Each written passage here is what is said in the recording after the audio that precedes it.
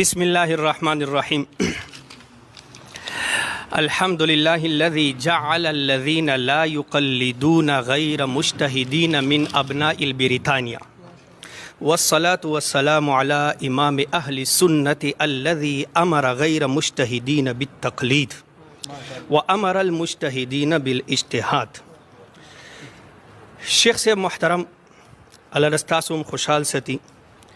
د زمونږ نن موضوع ده د مناظرې تقلید. دوام لیکل شوی ده او جواب دوام لیکل شوی ده. یوه خبره زه وضاحت کول غواړم. شیخ محترم تاسو وفرمیل چې تاسو مدعیان یئ، نو دا خبره به سره واضحه کو.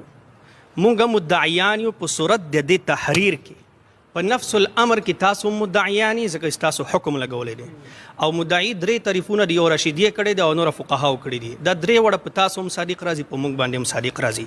لہذا حکم تاسو هم کړی دی، مونږ هم کړی دی. مونږ به د خپل حکم اثبات لپاره دلایل د قرآن او د حدیث نه پیش کوو، او تاسو به د خپل اصولو مطابق د قرآن او د حدیث. اول خبره خو دا ټول ملګري ذهن ته واچوي چې نن به خبره خالصتاً په قرآن او په حدیث رڼا کې کېږي، او د قرآن او د حدیث به هغه فهم معتبر وي چې کوم سلف واغستې دي، سلف صالحین واغستې. ټیک شه، متفقه چې کوم مفسرین دي اتفاقی او محدثین دي او شارحین د حدیث دي هغوی اغستې دي. زه ټولو نه مخکې راځم خپلې مناظرې دعوې ته. زمونږ دعوه دغه لیکلې وه، دعوه اهل سنت والجماعت. ہمارا دعویٰ ہے کہ مسائل اجتہادیہ میں غیر مجتہد کے لیے تقلید شرعاً ثابت ہے، اور جو آدمی اس کا منکر ہے وہ فاسق ہے. پدې کې ما دعوام ذکر کړی دا، او څوک چې د زما د حکم مخالف دی هغه څه حکم دی هغه ما ذکر کړی دی. د زما په دعوې کې اول ټکی دغه راغلی دی، مسائل اجتهادیه. اجتهادي مسائل د دې زه وضاحت کول غواړم. اجتهادي مسائل ډېر قسمونه دي، د اقتلجید خیر په هغې باندې به انشاءالله بیا راځو. یو مسائل هغه دي چې په قرآن او په حدیث کې صراحتاً نشته دي، هغې تعلق د قیاس سره دی، هغه هم اجتهادي دي. د دې مثالونه دي، او بهرحال تاسو ټول علما یې، زه به درته مثال کې طور بر یو انسان دی، هغه رکوع ته لاړو لمانځه کې، او په رکوع کې د لمانځه کې سبحان رب العظیم په ځای باندې سبحانک اللهم وویله. اوس یو خو دنه سبحان رب العظیم پاتې شو، او بل د پکې سبحانک اللهم ویله. نو په رکوع کې د سبحانک اللهم ویلو څه حکم دی؟ نو د دې تعلق د قیاس سره دی. قیاس څنګه دی؟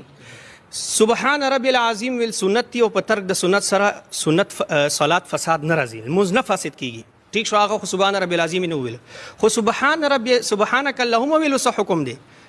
هغه قیاس سره تعلق دی، چې چونکې سبحان رب العظیم هم تعظیمی کلمه ده، او سبحانک اللهم هم د تسبیح کلمه ده، او د الله جل جلاله په صفاتو کې تعظیم او تسبیح دواړه لازم او ملزوم دي.